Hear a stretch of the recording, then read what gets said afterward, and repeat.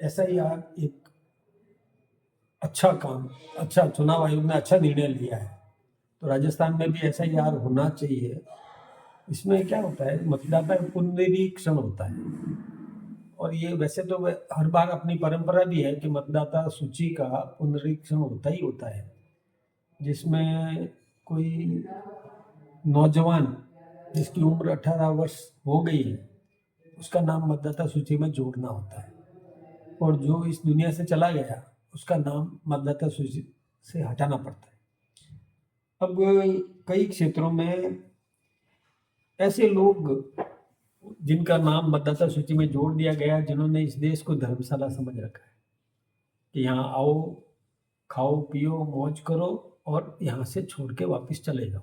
उनका इस देश के प्रति कोई लगाव नहीं रहता है।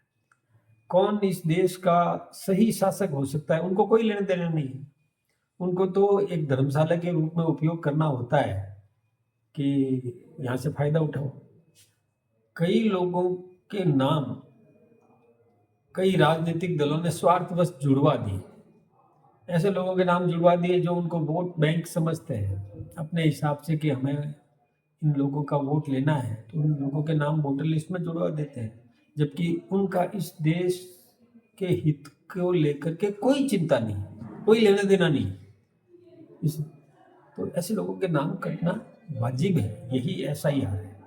ऐसे लोगों का नाम यदि काटा जाता है तो दुख क्यों होता है, मुझे ये समझ में नहीं आया। ऐसे ही राजनीतिक दल इसका विरोध कर रहे हैं, जिन्होंने कुछ लोगों के नाम जुड़वा दिए हैं, फर्जी आधार भी बनवा दिए और जुड़वा दिए, और उनका वोट वो लेकर के और सत्ता हासिल करना चाहते हैं। इस देश पर शासन करने का अधिकार उसी को है जो इस देश के प्रति आत्मीयता का भाव रखता है, जो इस देश के हित की चिंता करता है, आम नागरिक के हित की चिंता करता है।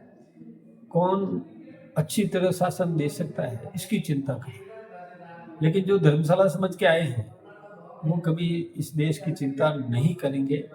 ऐसे लोगों का नाम कटना बहुत जरूरी है। कई रोहिंग्या है, कई बांग्लादेशी है, वो इस देश में आ गए, माइग्रेट होके आ गए, छुप के आ गए, कैसे भी आ गए। कोई लेबर के रूप में काम कर रहा है, कोई घरेलू नौकर के रूप में काम कर रहा है, लेकिन वो कब चले जाएंगे कुछ भी पता नहीं।